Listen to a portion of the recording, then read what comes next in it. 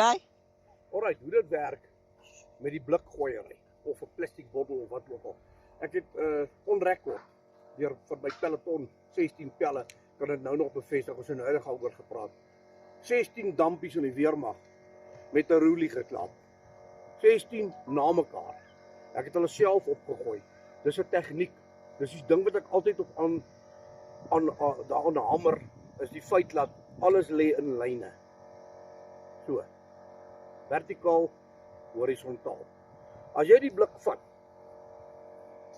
moenie dit doen. Skiet hom so aan die kant toe skiet nie. Jy gaan uit jou lyn uit van eind.